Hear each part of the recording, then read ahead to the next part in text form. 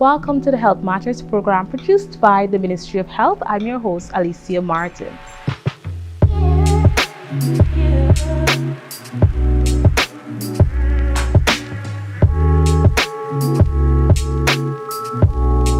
Today we'll be talking about healthy eating tips for the holidays, and joining me in the program is Ms. Jillian Trim, the Acting Director of the Food Policy Division, and Dr. Nandi Shah Ram Singh, the Technical Officer for Diabetes.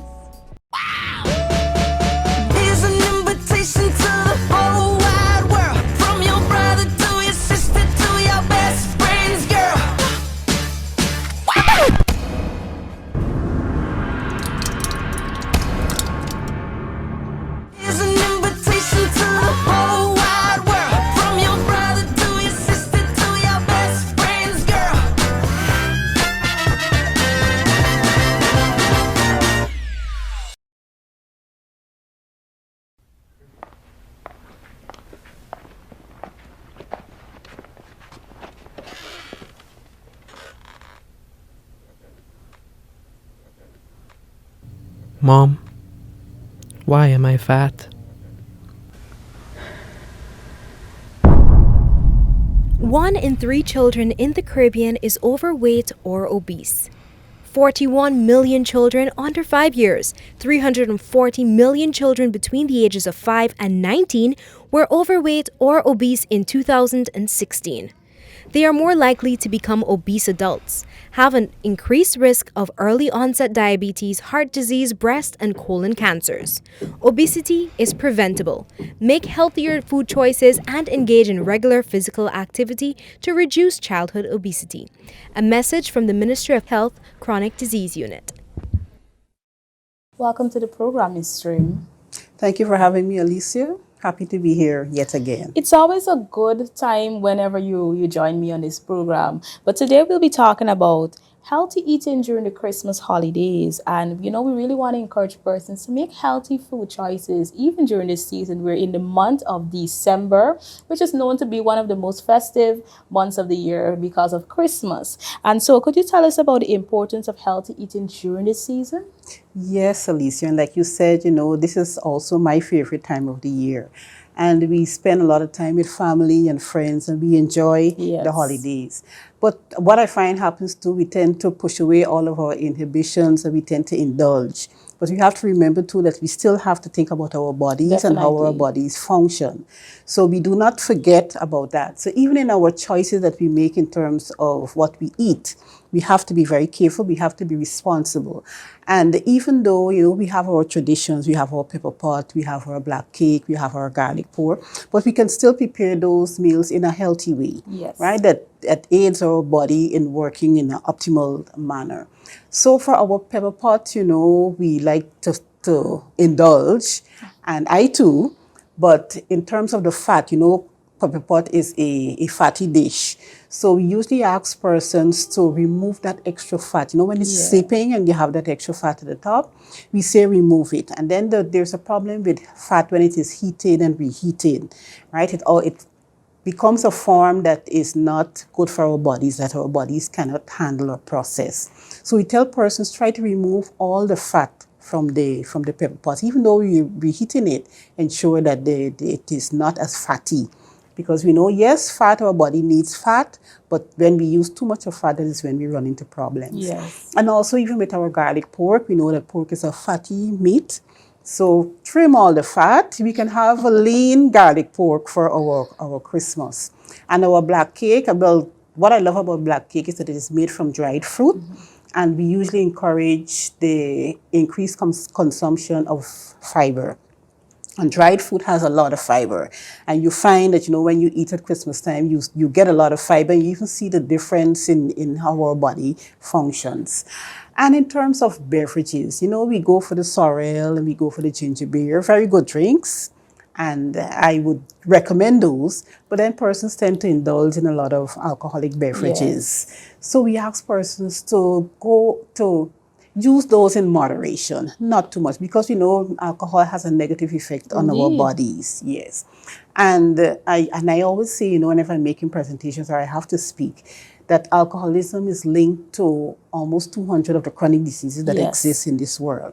Even though some are rare, we may not see it on this where we are dwelling, but still there is a link, a direct link.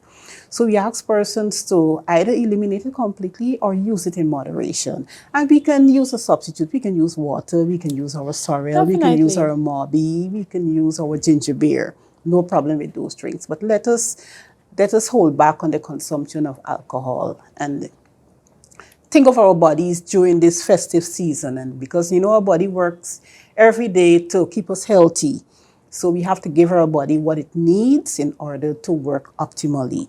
So even though we're using our black cake and our pepper pot and so on, we still want to encourage the consumption of fruits and vegetables, lots of fruits and vegetables, because we know from those we get our minerals and our vitamins. So at least every day, if we can do it at more than one meal of a day, ensure that we use our vegetables either cooked or raw.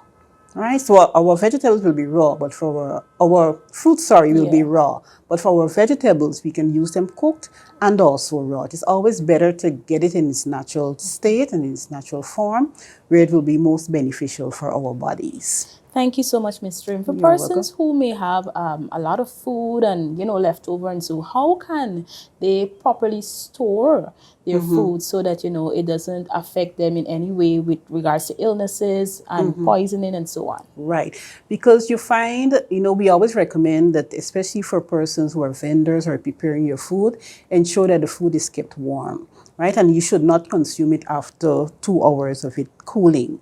But if you have your leftovers, yes, we know sometimes the leftovers even taste better after a day or two when it is prepared. But ensure that it is stored properly. It is frozen properly so that it can be kept for a longer period, and you prevent the growth of things that we do not want to ingest. So ensure it is stored properly, and whenever we are reheating, ensure that it is properly heated. I know some persons like to use the microwave, but sometimes the microwave doesn't heat food evenly. Right, so it's better sometimes we use an oven, or if you can use a pot that is covered, to reheat and ensure that our foods are reheated properly before we consume, because we don't want any persons to have to experience any kind of food poisoning, and we have to have diarrhea and vomiting, and we're not well during the holidays. So it's very important in terms of how we prepare. For persons who are not so traditional and may still want to enjoy Christmas, but select healthier options, what would be your advice to them? Yes, but we have to remember that we are what we eat. So even though whatever we do, it has an impact on our bodies. And we have to ensure that, like I said before, we give the body what it needs to work optimally. There are some foods that, they're void of nutrients because of the heavy processing that they go through. So those kinds of foods, we find that they're just fillers. They fill you up, but they do not provide the nutrients or what the body needs to work well. So that's why we recommend that you go raw with our fruits and vegetables. We know for sure that you'll get your vitamins and minerals there. In terms of processed foods, like these fancy meats that we like to eat and so on, they're heavily processed. And the more processing of food goes through, you find that, the more nutrients are taken out of the food. So we encourage persons try to avoid the processed foods, the canned foods, those that are packaged and those that are in boxes and so on. As long as it is presented like that, it means that it has been processed. So the less processing, the better it is for our bodies, and the better our bodies are able to manage and deal with those kinds of foods. Also, could we talk about the importance of drinking water? Plenty water during the season as well. Yes, indeed. Because, our bodies are 60% water and our brains are just about 80% water. So we need water every day. We can go for days without food, but we need to have our water. So we tell persons, there are so many benefits of drinking water. It flushes out toxins. It helps to regulate our body temperature. It helps to protect our joints and so on.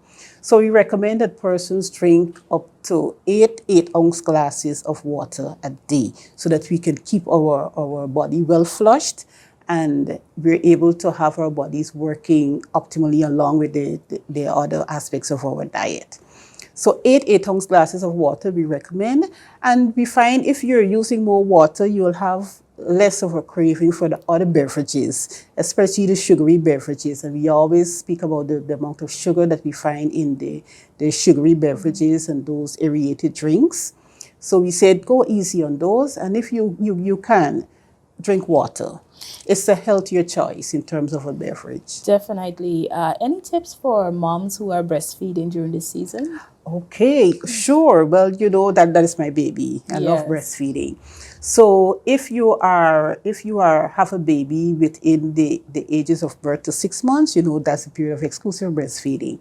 And we encourage mothers to ensure that you exclusively breastfeed your babies, even though you may have to go to work. Now it's the holiday seasons, we want to enjoy ourselves, but ensure that you breastfeed your babies day and night. And one of the amazing things about breastfeeding, and studies have shown that the flavors of what mommy eats goes across in the breast milk to the baby, right? So the baby can get a taste of the pepper pot and the garlic pork and also the Morbi and all of the different things that we're drinking. So baby gets all of those flavors. So you find later on, when it is introduced, baby might be familiar with the particular flavor, and even the flavor of the fruits and vegetables. Yes. So do not avoid those. Ensure that you use your fruits and vegetables every day, or if at every meal it's possible for you to do that, go right ahead. Thank you so much, Ms. Trim, for sharing with us. You're welcome. What do you call it? Cold one, hard stuff, booze, liquid courage?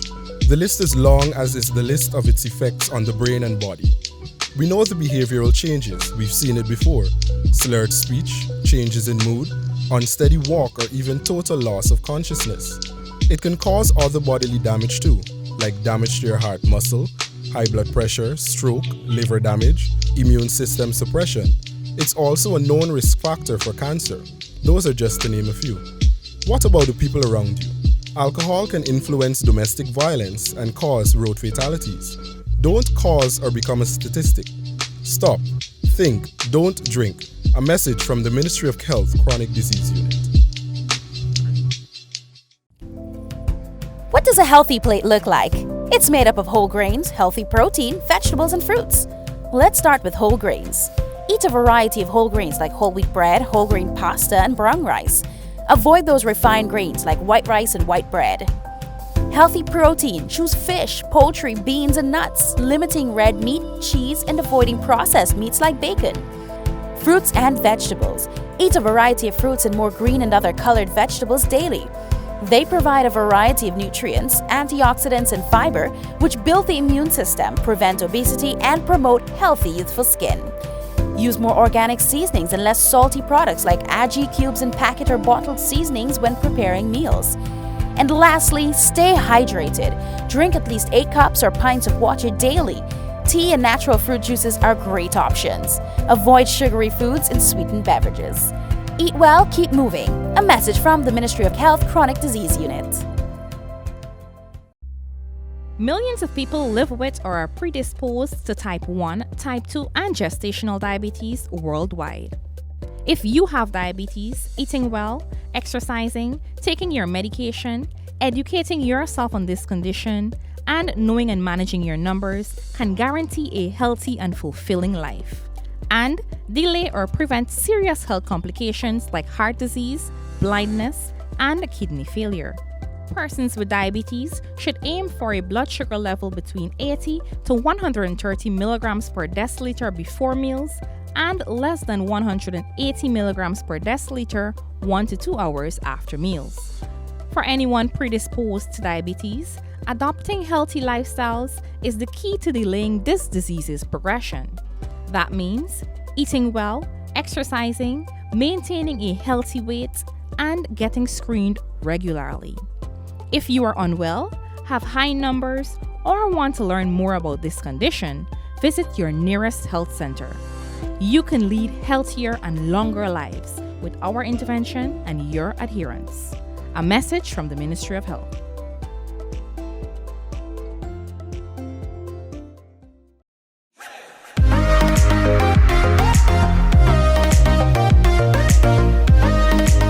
Today we'll just share a little bit of info on type 1 diabetes. So type 1 diabetes, also known as insulin-dependent diabetes, is a chronic condition that affects persons below the ages of 30. Now, in this condition, the body produces little or no insulin. When this occurs, the cells in our body are unable to take the glucose and utilize this glucose for energy. So what happens to this glucose in our bodies? Our kidneys are now given extra work, or they're put into overdrive to filter out this glucose from our bodies. So a lot of times you will find that persons suffering with type 1 diabetes or even suspected with type 1 diabetes may have frequent urination. For children, parents may notice a sudden bedwetting pattern. They may also have an increase in their hunger. They will feel very tired and sometimes be very fatigued, and also experience rapid weight loss. Now, there is no known cause for type 1 diabetes. However, if you have a strong family history of type 1 diabetes, then you are at a higher risk of developing this disease. Now, persons with type 1 diabetes, they do lead a normal and healthy life. So go get checked, go get screened. Know your risk, know your response.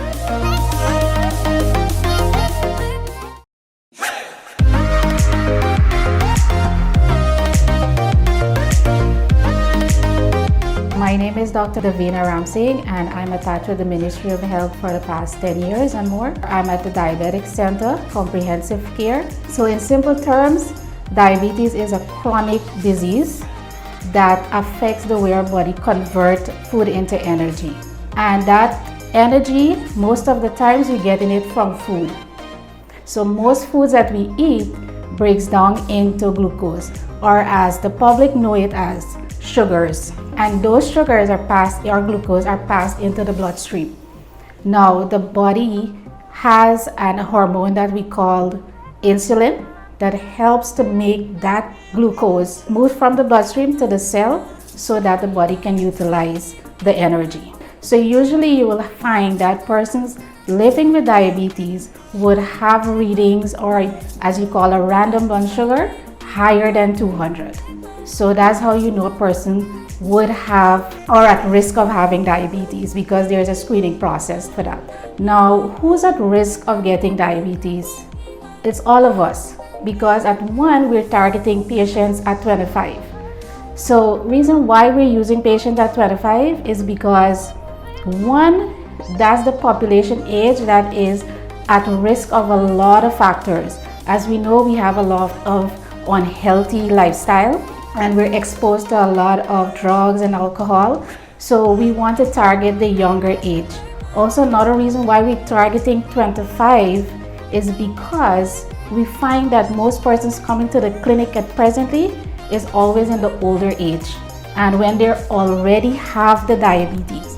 So targeted as a younger age in 25 will be able to capture diabetes or to able to prevent it from becoming complicated. Also, persons who have obesity or they're overweight, persons who have sedentary lifestyle or not exercising, and you have persons who have family history of it. So those are persons you want to look out for who may be at risk of diabetes. Now, there are symptoms that you can look for, but not all patients present with these symptoms. We might say a term you might hear, they say asymptomatic, meaning that they're not having any symptoms.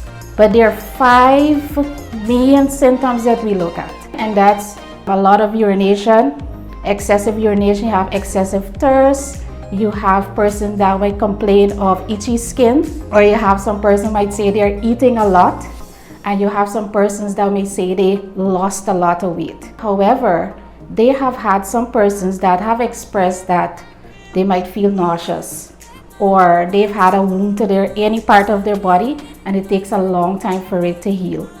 So those are little areas that we look at to put a patient at risk of saying that they might be diabetic. So I want the public to understand that diabetes is not just looking at a person and say, yeah, you might have it. It's about you getting screened. Thank you for joining me on the program, Dr. Nandi Shah.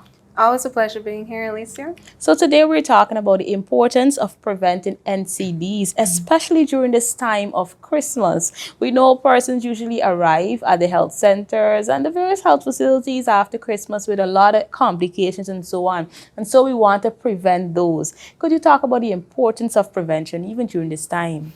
Yes, Alicia. So even though it's Christmas, and I should say season's greetings to all too, yes, we do see a lot of our patients missing their clinic dates, that is, before the Christmas season, as into a week probably before Christmas. And we do have a very large load of patients that comes after the Christmas season in January when we're now seeing back patients.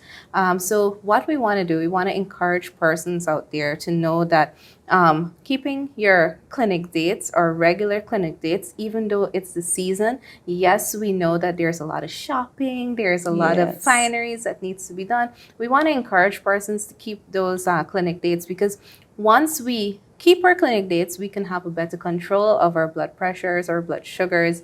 And this will tell a lot for patients, especially during this Christmas season. There will be a lot of eating. And I know persons would say, no doc, no nurse, that we wouldn't be eating a lot. But a lot of times persons can't resist that temptation to probably indulge a little bit in, the black cake, the fruit cake, the garlic pork. So we want to encourage persons to please keep your clinic dates. Let us be able to refill your medication so that you can still have a good Christmas and be well controlled.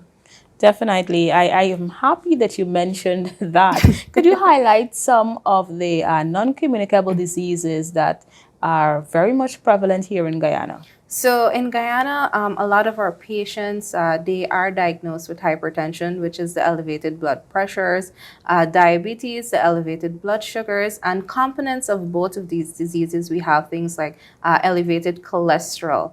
And from these, they are cardiovascular diseases. And a lot of persons may not realize, but heart attacks are one of the number one causes that we have arising here in Guyana.